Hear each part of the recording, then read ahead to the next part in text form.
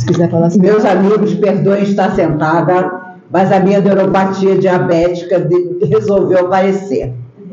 Então, as minhas pernas ainda não se recuperaram. Eu comentava ontem que esta KPC, essa superbactéria que está atingindo em Campinas 7 pessoas que estão internadas na UTI, eu tive há 3 anos. Ela mata 98% das pessoas, sobram 2%. Os 2% que sobram é porque tem que continuar na Terra mesmo. E foi o que me aconteceu. Eu fiquei paralisada do pescoço para baixo por 7 meses, na cadeira de roda, usando fralda, minha filha Mariana e meu genro maravilhoso cuidando de mim na casa deles. E não foi fácil.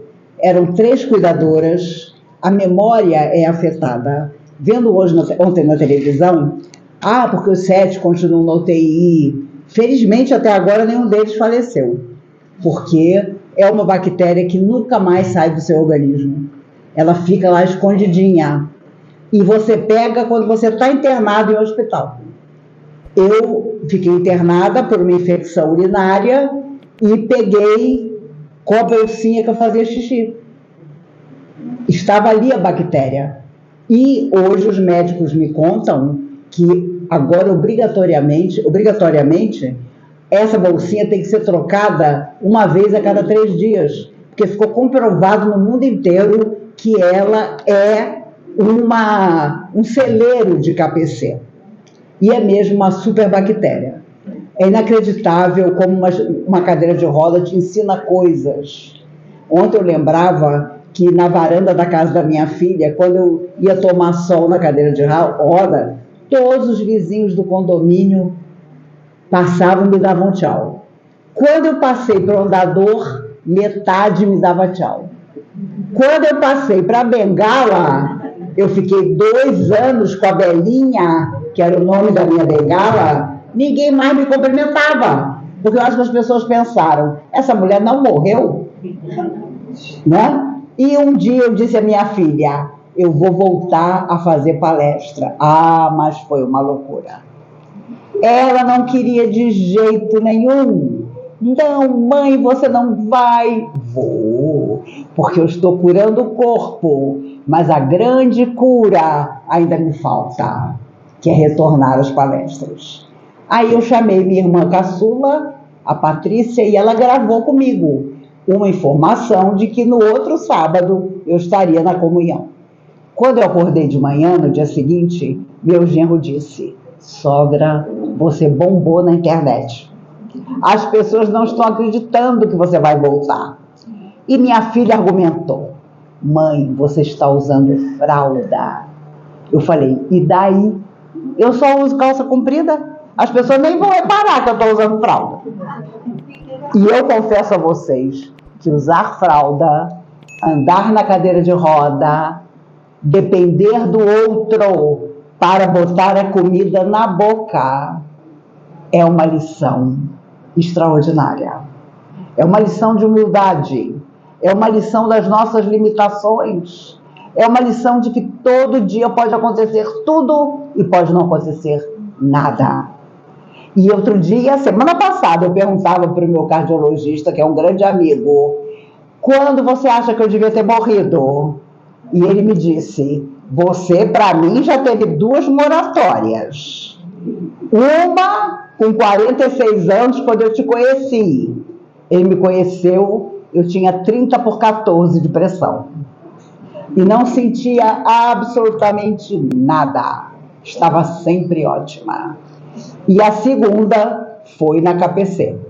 E ele comentou, você tem um coração perfeito, você não teria morrido com 30/14, como não morreu, não teve sequela nenhuma. Mas o KPC não ter te matado, só o espiritismo para explicar. E com um detalhe, ele é ateu.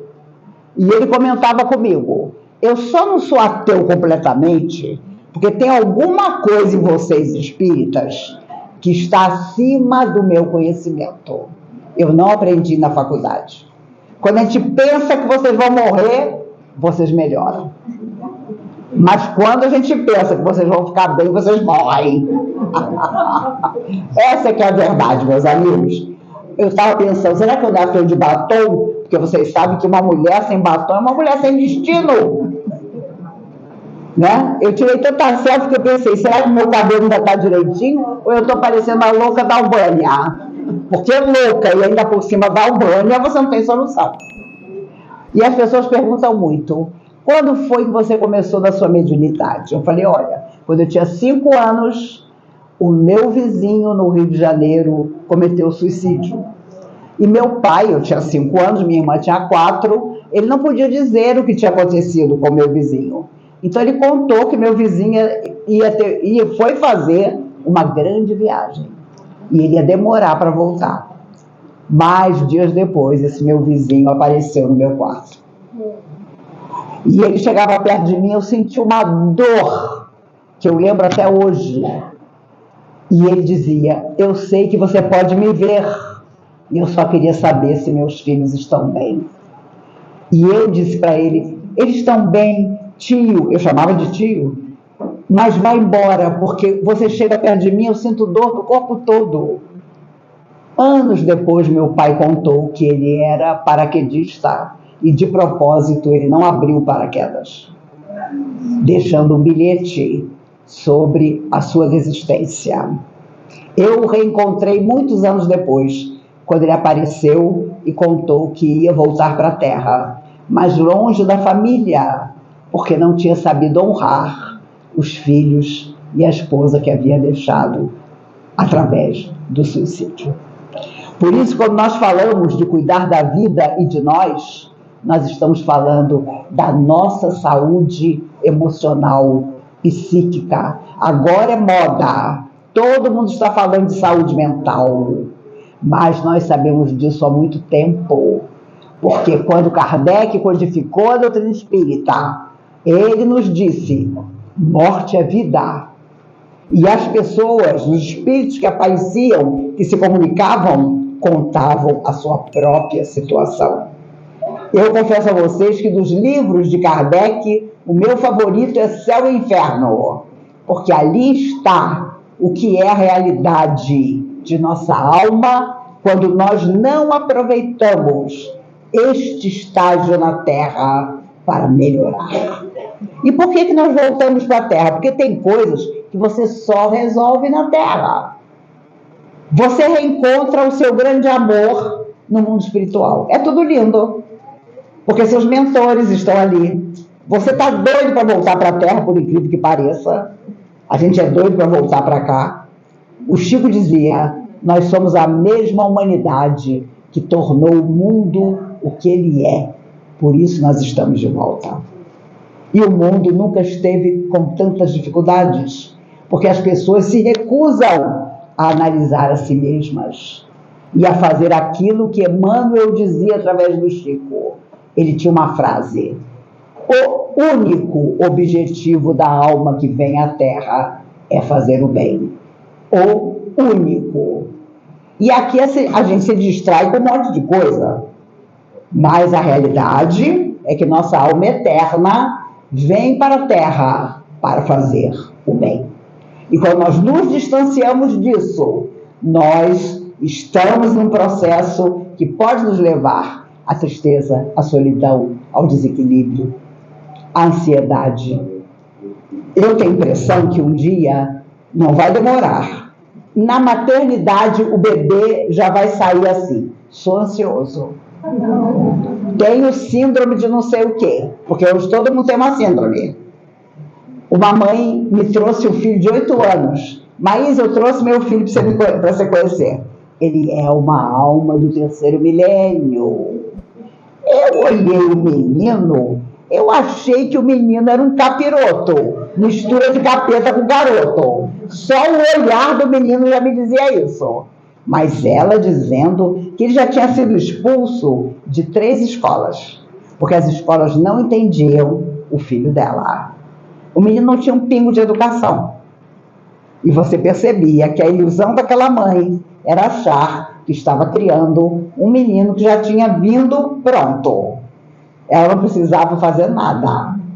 E nós estamos muito enganados quanto a isso. Tenha sido nosso pai e nossa mãe quem foram. Foram quem nos recebeu.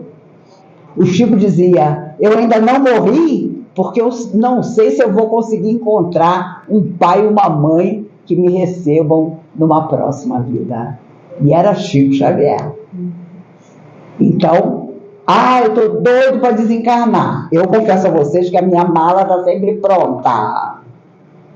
Mas, quando não chegou o momento, não tem jeito. É porque a tarefa não está terminada. A nossa tarefa de superação de nós mesmos e a tarefa da melhora em torno de nós. Quando o moço rico é apresentado a Jesus, pergunta, como te seguir?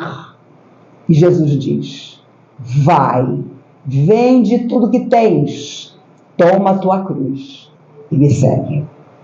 Mas o moço rico tinha muitos bens e não fez nada, porque ele era o herdeiro da família dele. Mas 2 semanas depois, no circo romano, em luta com um gladiador, ele perde a vida. E na hora que ele cai, ferido mortalmente, na batalha com o gladiador, ele vê o rosto de Jesus. Se queres me seguir, vai, vende tudo que tens, toma a tua cruz e me segue. Ora, aqui não deve ter nenhum milionário, mas vender tudo que nós temos é deixar os interesses que no fundo nos levam a enganos. E nós gostamos tanto de ser enganados. Nós gostamos tanto de ficar num cantinho dizendo, Deus me esqueceu. Eu sou tão sofrido. Nada do que eu faço dá certo. Porque esse cantinho é confortável. Sempre foi. Nas nossas anteriores encarnações e mesmo agora. Nada do que eu faço resulta no positivo. Aquele centro espírita é fraco. Eu frequentei lá, tomava passe e não me adiantava nada. Eu me recordo há muitos anos de uma moça com um processo de obsessão terrível que foi pedir ajuda na comunhão. E ela passou meses fazendo tratamento de desobsessão. E com pessoas maravilhosas, porque os antigos fundadores da comunhão, todos já desencarnados, eram pessoas incríveis. Um dia, o chefe da falange de almas sofredoras que a perseguia se manifestou. E ele ria e dizia ao seu Nelson, que era o dirigente, ele pensa que porque se disfarçou de mulher, nós não íamos encontrá-lo. Não adianta ter se disfarçado de mulher, nós o achamos, porque por dentro ele é igualzinho, ele não mudou nada. Aquela alma sofredora tinha noção da reencarnação, sabia que aquele inimigo, para se esconder, tinha vindo num corpo feminino, mas o coração era o mesmo. E eles encontraram aquele antigo adversário. E aí o seu Nelson perguntou, mas vocês são tantos, vocês perseguem por quê? E ele contou, trabalhávamos todos numa obra, e para nos matar, quando lhe era interessante, ele triturava os nossos corpos no misturador de cimento. Eu, dentro do grupo, morta de pena daquela moça, perdi a pena na hora. Falei, meu Deus do céu, é por isso que ela está passando o que está passando. Porque o passado nos aguarda sempre. Nós conseguimos normalizá-lo, atenuá-lo, quando nós fazemos o bem. Essa é que é a verdade. É aí que nós ficamos conhecidos, não só dos nossos protetores, mas daqueles que fazem o bem fora da matéria, não só na matéria. E eles vão nos ajudar na nossa hora mais necessitada. Eu tenho meus momentos favoritos de Jesus. E eu quero lembrar que uma vez José Grosso me disse, quase todos nós, meninos de sábado, acho que vocês sabem quem são os meninos de sábado, são vocês todos, quase todos nós, meninos de sábado, estávamos na terra e ouvimos da boca do próprio Cristo o sermão da montanha. Mas, obviamente, não fizemos nada, porque senão não estávamos aqui novamente. E dos meus momentos favoritos é o encontro de Jesus com o cego de Jericó. Ele queria tanto enxergar, e ele, pelas vozes, percebia que Jesus estava longe, e que entre ele e Jesus tinha uma multidão de gente. E cego, ele não conseguiria ultrapassar a multidão para chegar até o Cristo. Mas, para sua surpresa, ele vê, entre aspas, ele escuta a voz de Jesus à sua frente.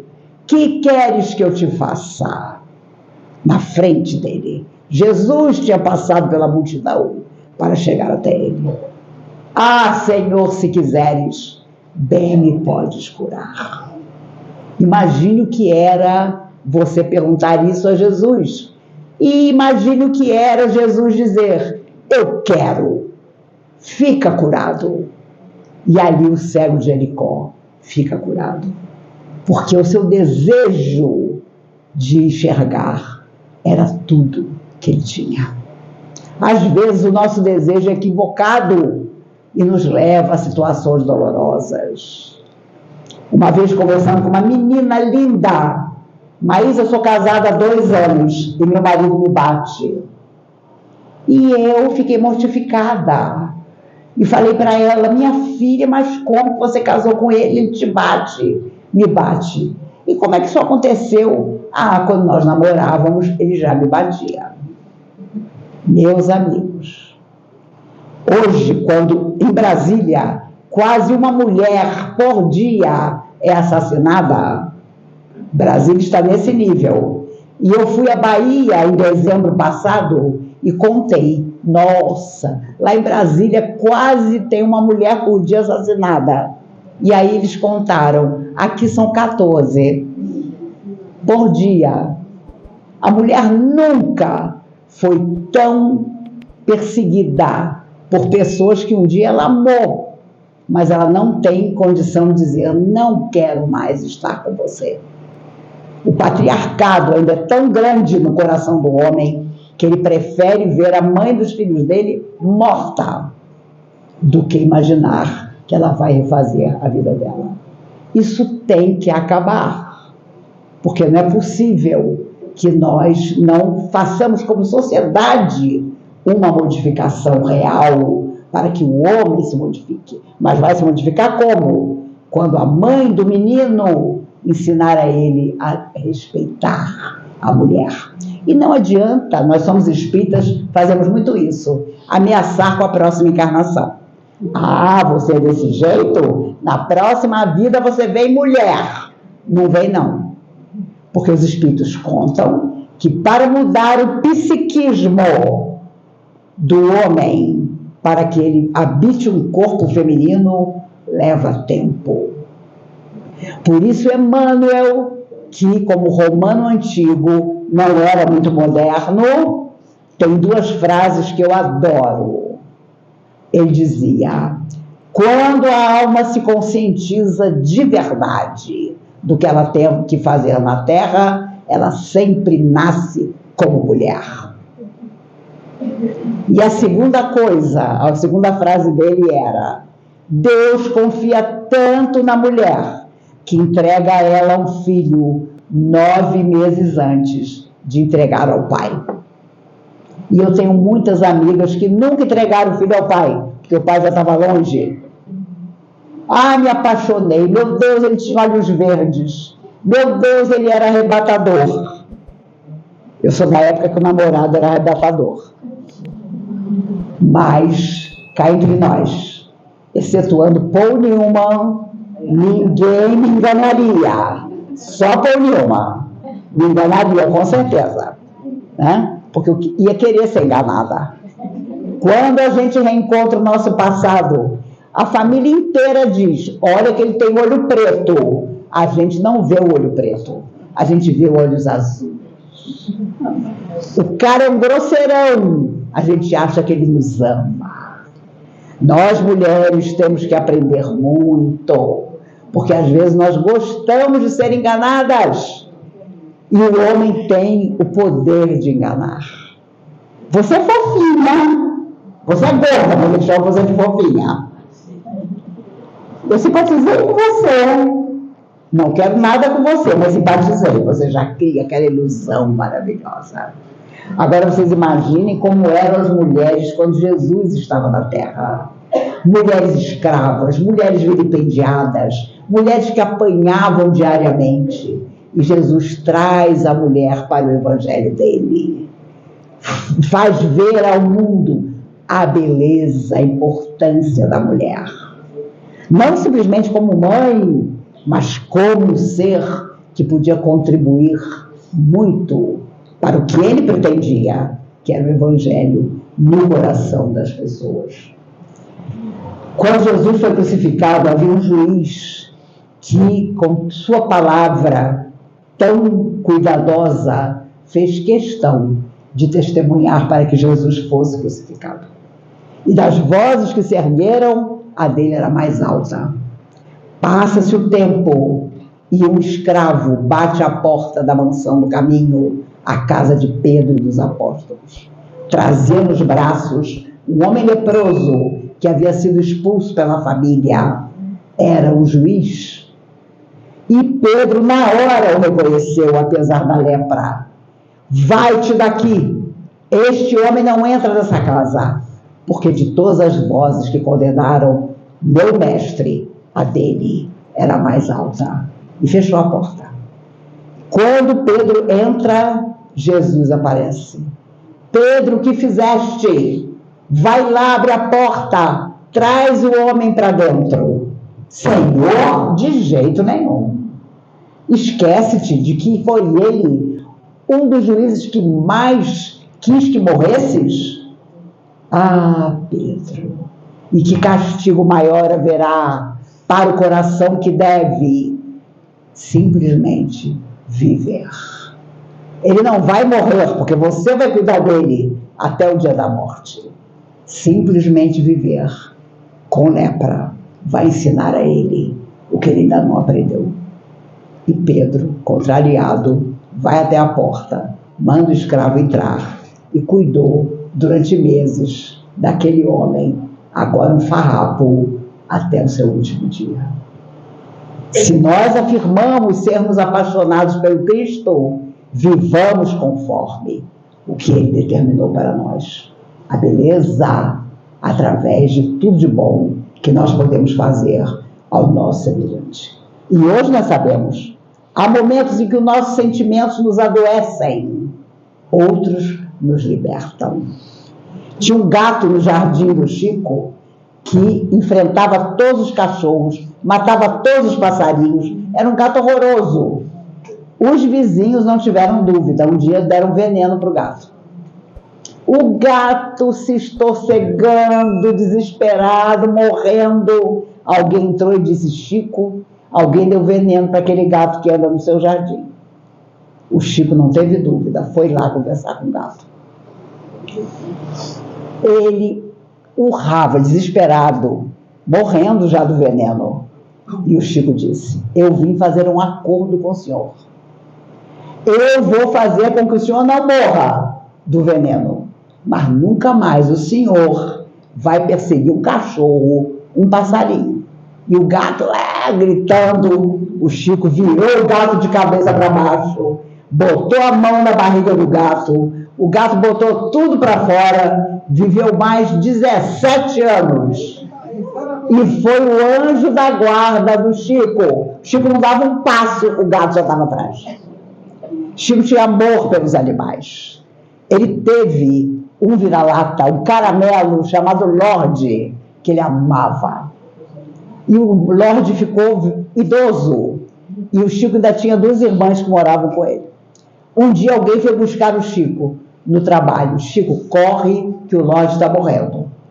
Quando o Chico chegou, o Lorde só esperou ele chegar para dormir para sempre no colo do Chico.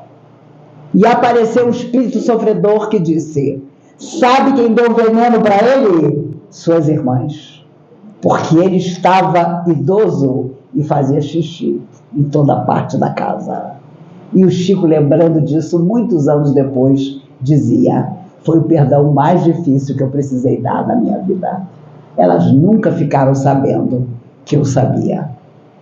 E ele teve vários animais. Ele dizia que era a mesma alminha que procurava por ele várias vezes. Ele teve um piquinês preto chamado Brinquinho. Um dia ele mandou uma foto para o Maurício, meu amigo, ele de terno, no jardim da casa dele, com as rosas que ele adorava, segurando o Brinquinho no colo.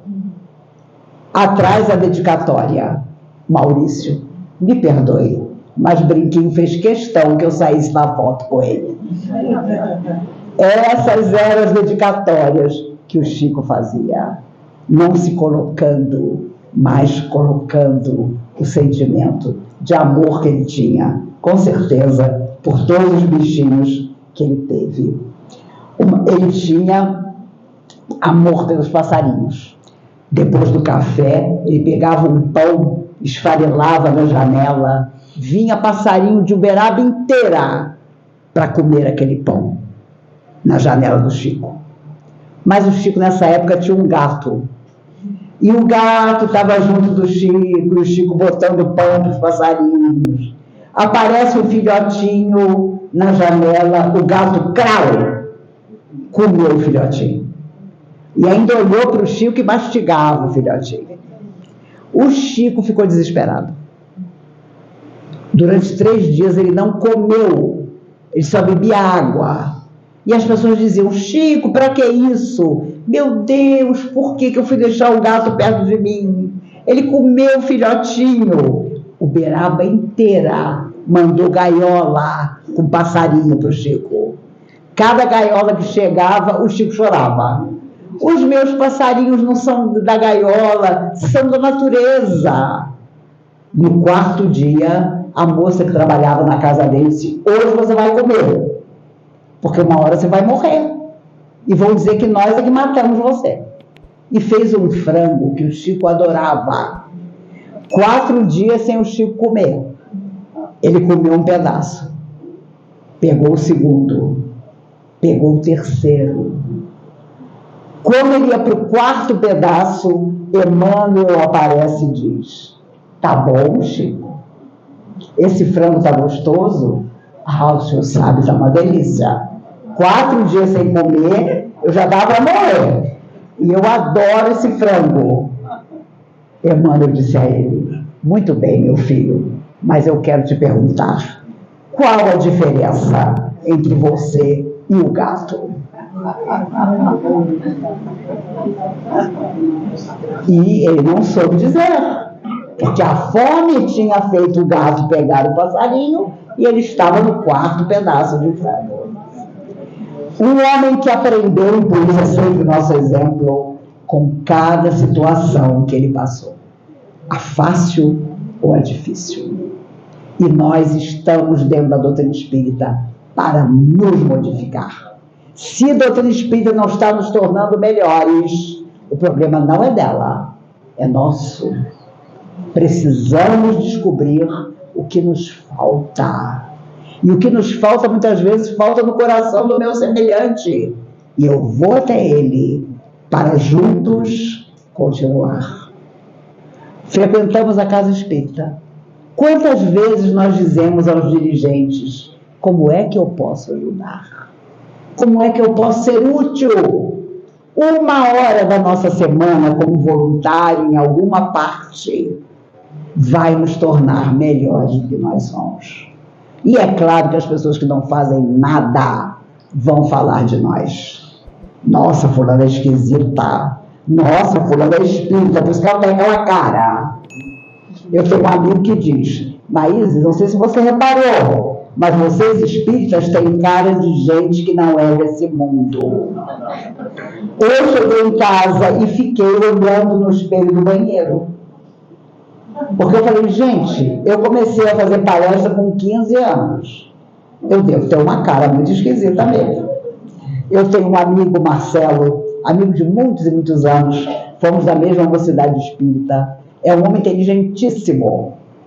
E ele outro dia comentava comigo: Maíse, você sabe, quando você era garota, você era uma velhinha.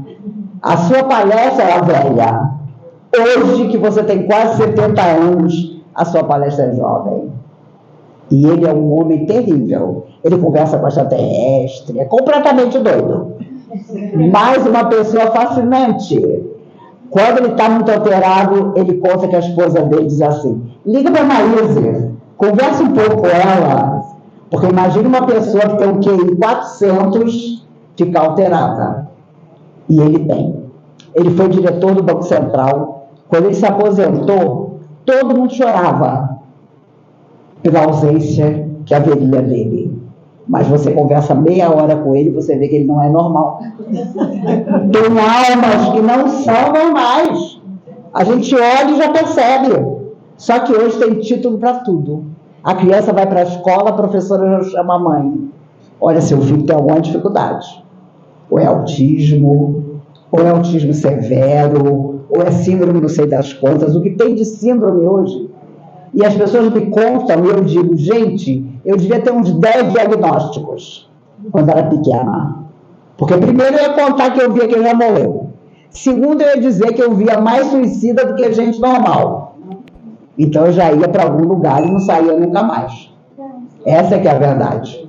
Porque há algo em nós que mesmo mergulhado no corpo não morre. Que é para nos lembrar de onde nós viemos e para onde nós vamos voltar. Porque um dia, esse dia vai chegar para todos nós, atualmente encarnados, vão nos perguntar: você vem da Terra? O que é que você me conta? Como é que você deixou o planeta? Como é que você trouxe o seu coração? Minha avó paterna foi espírita a vida inteira. Ela morreu com 90 anos. Uma fé inacreditável. Foi médium passista a vida inteira. Hoje, quando a pessoa chega no centro, ela quer psicografar na parede. Ela quer ter a maior mediunidade do mundo. Eu estou aguardando o meu momento. Porque o meu momento, eu vou aparecer para o mundo inteiro. Eu não sou normal, não conte comigo. Porque eu tenho muita mediunidade. Ora, mediunidade nada mais é do que esse ectoplasma, essa energia que nos mantém, que nos une, mesmo quando estamos tão distantes uns dos outros. Quando chegamos à mesma conclusão de que só o bem nos liberta de verdade, então nos tornamos, onde quer que estejamos, verdadeiros discípulos de Jesus. E eu sempre digo, a minha frase favorita do Cristo não é amar a Deus sobre todas as coisas e ao próximo como a si mesmo. A minha frase favorita dele é: a cada um segundo suas obras. Se nós pensássemos nisso diariamente, nós faríamos da nossa vida outra coisa. A gente se apega a tantas coisas inúteis. Isso aqui é só um estágio. Pode durar 100 anos, mas é só um estágio. Por isso, Emmanuel dizia: nos encontraremos em algum lugar, na terra da união sem adeus, sem lágrimas, sem morte. Esse lugar existe, é para onde vai o nosso coração, depois que nós vivenciarmos tudo que temos que ter aqui na Terra. Chico, em 2000, viu seu pai aparecer no quarto. Meu filho, eu vim te dizer que eu vou voltar para a Terra. Pai, então quando eu morrer, não vou te encontrar. Não, eu estou voltando para a Terra. Sua mãe vai voltar pouco depois de mim. Vamos formar de novo uma família. E ele tinha uma mala na mão. E Chico perguntou: o que o senhor tem na mala? Quando ele abriu, a mala estava vazia. E o pai de Chico disse: esta mala vazia é o que eu levo para a Terra, porque eu não soube compreender a missão que você tinha. Ele queria que o Chico cobrasse pela psicografia, pelas informações. Ele, até quando as pessoas davam galinha para o Chico devolvia para a pessoa, e ele queria ficar com a galinha.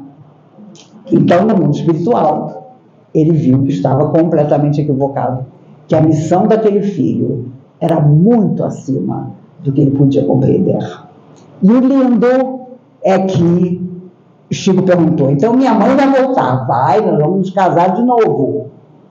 E vamos ter uma filha, Cidália, a madrasta de Chico, que foi a segunda mãe dele. E o sonho dela era aprender piano, mas antigamente era o professor de piano que te ensinava. E se você não tinha dinheiro, você não aprendia piano. E o sonho da Cidália era esse, mas ela não pôde executar.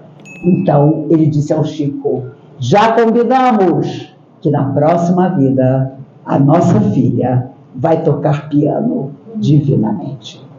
Era a maneira dele agradecer a Cidália, a padrasta mãe que ela tinha sido do Chico Xavier.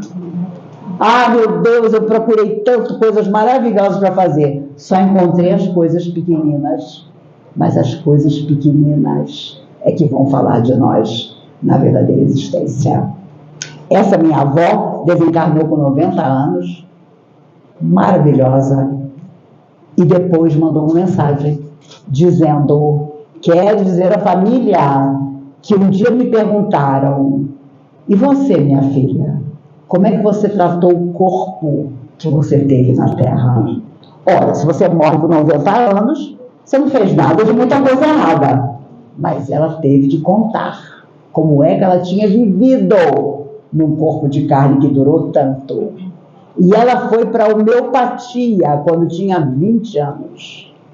Foi uma pioneira dos remédios homeopáticos. Na minha infância, o que eu comi de bolinha, porque toda semana ela tirava uma orientação, uma receita. Antigamente o doutrina espírita era outra coisa. Hoje as pessoas não estudam e por isso não aparecem médiums como existiam antigamente. Vamos ser sinceros, porque é verdade. A pessoa não relê André Luiz. Ah, não, já li há muitos anos. Mas, gente, André Luiz é para ser relido a cada 2 anos. Porque quanto mais velho você fica, mais você percebe nas entrelinhas das obras maravilhosas aquilo que ele quis nos dizer. 16 livros através do Chico. Ah, eu nunca li Memórias de um Suicida porque me perturba. Eu sinto sono. Eu devo ter sido suicida em outra vida. Memórias do Suicida é um mapa da espiritualidade superior e inferior. Leia por capítulos. E ainda pegue uma caneta Pilot e coloque em cor aquilo que você quiser tirar dúvida com alguém. Meus queridos, resumindo, como dizia Saidaba, quando Divaldo conheceu na Índia, ele pegou o braço do Divaldo e fez desaparecer o relógio do Divaldo. Divaldo ficou pasmo. 2 dias depois, ele entregou o relógio para o Divaldo. Era um homem impressionante, morreu em 2011. Ele tem uma frase que eu adoro e que é muito relacionada ao dia de hoje. O certo é o certo, mesmo que ninguém faça. O errado é errado, mesmo que todo mundo faça. E nós estamos vivendo uma época em que quem faz coisa errada quer nos convencer que está certo. E que nós é que estamos equivocados. Nós é que somos fanáticos. Nós é que vivemos para essa doutrina espírita. Mas viver para a doutrina espírita é no dia a dia, na gentileza, no caráter, no carinho, no respeito. Respeito que também diz, agora você me pegou num momento difícil. Vamos conversar em outro momento. Nós não temos coragem de contrariar o outro, nos contrariamos. E aí a gente fica pior. Sejamos sinceros. Emmanuel dizia, acima de qualquer coisa, é preciso ser digno, reto, nobre. Digno, reto, nobre. 3 palavras impressionantes. Hoje, conversando com os jovens adolescentes, eles com o celular o tempo todo na mão. Eles não sabem nem escrever mais, quanto mais se manifestar. E se você fala isso para eles, é impressionante. Eles ficam de cara feia para você. Eu já conversei com pais de jovens suicidas a vida inteira. Ah, mas ele ficava dentro do quarto, eu não queria incomodar, eu não sabia o que estava acontecendo com ele. Quantas vezes, quantas refeições o senhor fazia com seu filho? Nenhuma, não tenho tempo, não. Eu nunca vi tanta solidão como nos dias de hoje. Para o idoso que está sozinho, quando ele abre a boca em família, dizem: isso aí não é da sua época, isso aí não tem nada com você. E o jovem também. E eu já vejo crianças apegadas a professoras de escola, a babás, porque a mãe finge. Ter filho é a melhor coisa do mundo, é a coisa mais fácil do mundo. Mas saber que aquela alma vem do espaço para progredir nos nossos braços é muito diferente. Meus queridos, nas nossas horas difíceis, nas minhas pelo menos, eu sempre lembro do Chico, quando ele tinha 32 anos, começou a sentir a primeira crise de angina. Eu não tenho nada no coração até hoje, mas dizem que é uma dor pavorosa, que você tem vontade de bater a cabeça na parede quando vem a crise de angina. O Chico teve angina a vida toda. Ele, aos 32 anos, teve a primeira crise. Ele sentou no degrau da cozinha, botou a mão no peito e pensou: eu estou morrendo. Ele tinha 32 anos. Emmanuel apareceu. Emmanuel, eu estou morrendo. Se eu morrer agora, você me recebe? Desculpe, tem uma reunião, não posso te receber. Gente, ainda bem que os meus protetores não são nem bobos de fazer uma coisa dessa comigo, que eu mando todo mundo para longe. Mas o Chico era o Chico, gente. O Chico sentiu uma dor maior ainda, uma fraqueza ainda maior. Emmanuel desapareceu, apareceu a irmã Sheila. Essa alma querida de todos nós.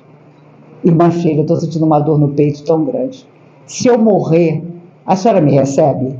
Porque Emmanuel já disse que tem uma reunião. E meu filho, eu tenho uma reunião com ele. E desapareceu também.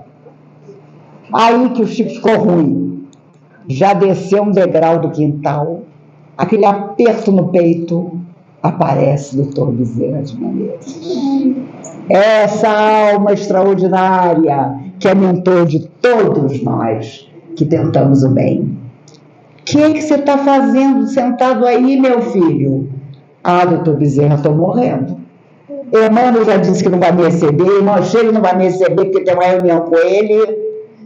Doutor Bezerra riu daquele jeito cearense e disse: ô meu filho, deixa eu ver se eu posso fazer alguma coisa por você.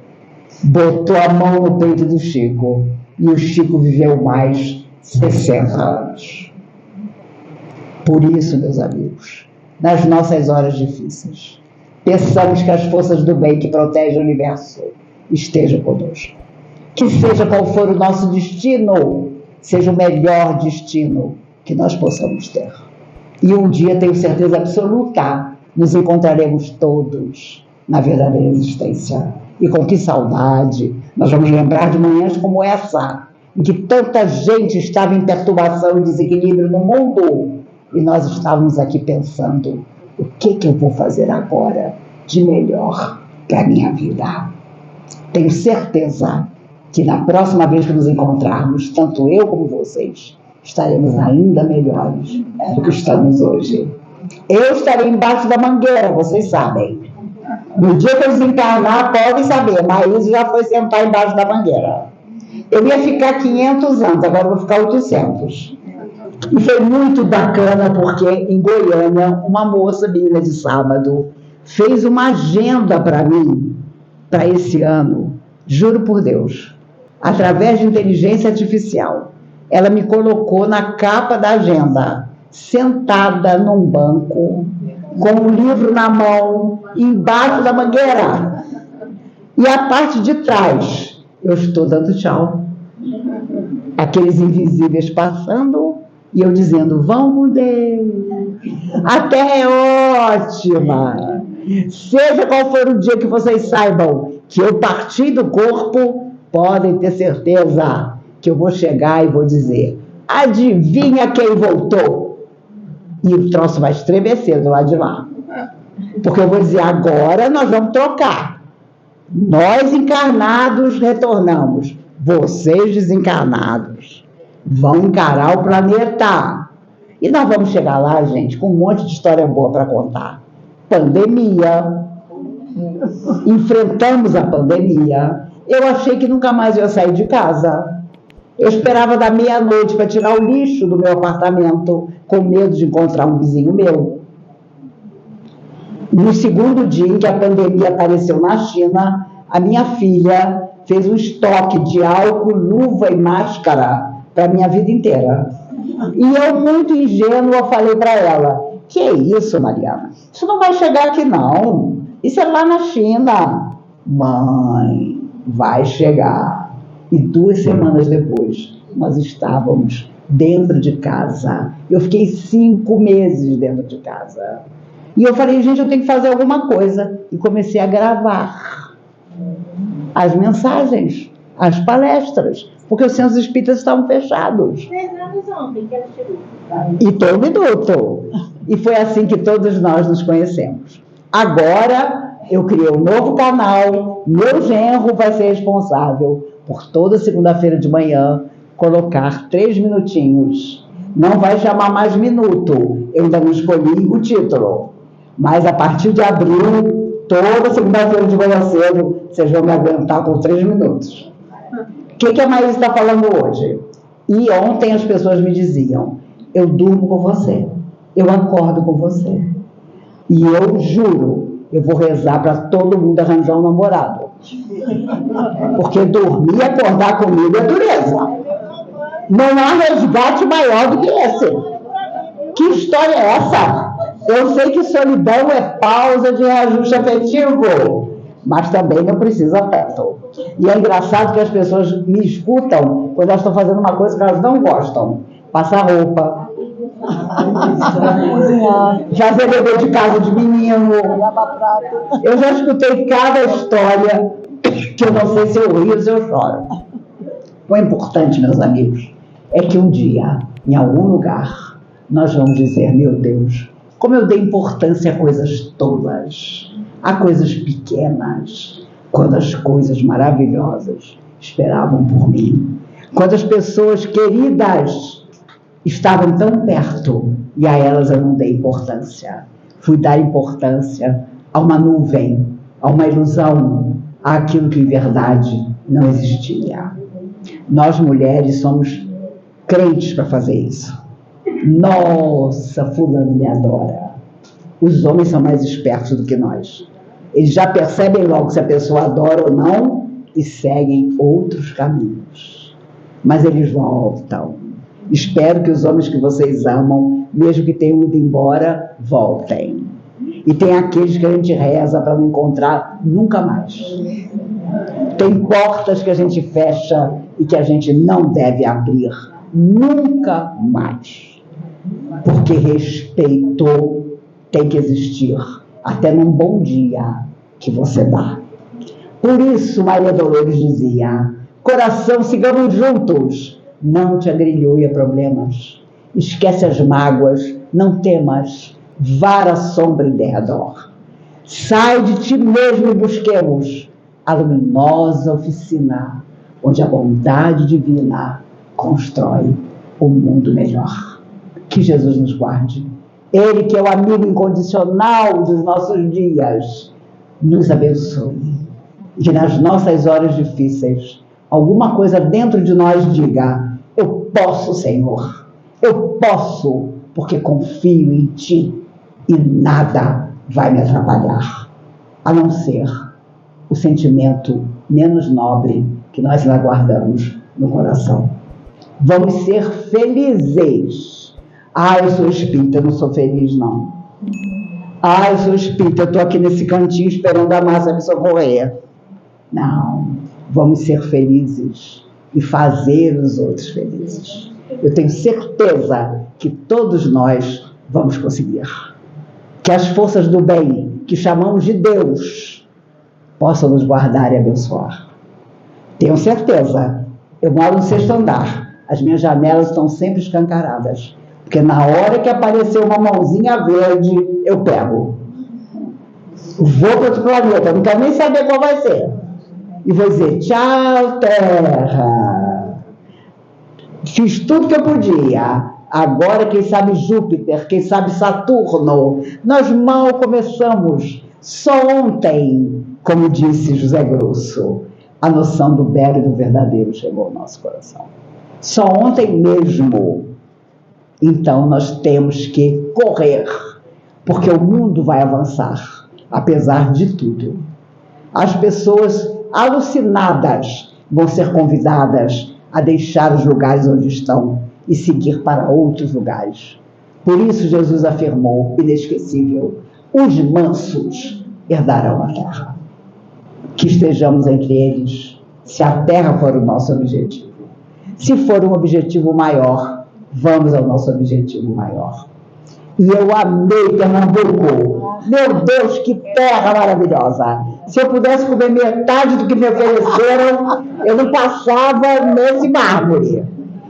Extraordinário. Recife, que coisa. Eu perguntei quem era o prefeito e me contaram que era o filho do Eduardo Campos. E eu presto atenção nesse menino, porque com certeza ele tem um compromisso. Não sei se ele vai cumprir, mas que ele tem um compromisso, tem. Que é principalmente ser jovem, ser trabalhador, como me disseram lá em Recife que ele é. Porque, meu Deus, a começar por mim, chega de velharia. Velharia não no sentido de ficar velho, não, porque isso é natural para todos nós. Mas aquele idoso, meu Deus do céu, que já era para estar fazendo outra coisa na vida e que está agarrado àquilo que ele não pode mais solucionar. Isso é envelhecer. É a única coisa. Envelhecer é quando você diz, só eu mando, só eu quero, só eu decido, só eu sou bom de verdade. Eu peguei há pouco tempo um avião, tinha 11 deputados dentro do avião. Eu sentei e juro por Deus, eu fiz uma oração. Eu disse, Jesus, não faz justiça agora. Eu estou aqui, Jesus. Eu faço propaganda de você desde que eu tinha 16 anos. Em mais um sábado especial no Canto da Paz, tivemos a alegria de viver um momento de encontro, reflexão e aprendizado. E quem abrilhantou esse instante foi Maíse Braga, com sua simpatia, sua ternura no falar e sua forma leve de compartilhar pensamentos. Maíse conduziu todos nós a reflexões importantes sobre a vida e sobre o nosso caminho. Entre palavras simples, mas cheias de significado, fomos convidados a parar um pouco, olhar para dentro de nós mesmos e perceber o quanto momentos assim fazem diferença em nossa caminhada. Momentos de escuta, de aprendizado e de partilha são verdadeiros presentes. Porque quando nos reunimos para refletir e crescer juntos, quem realmente ganha somos todos nós.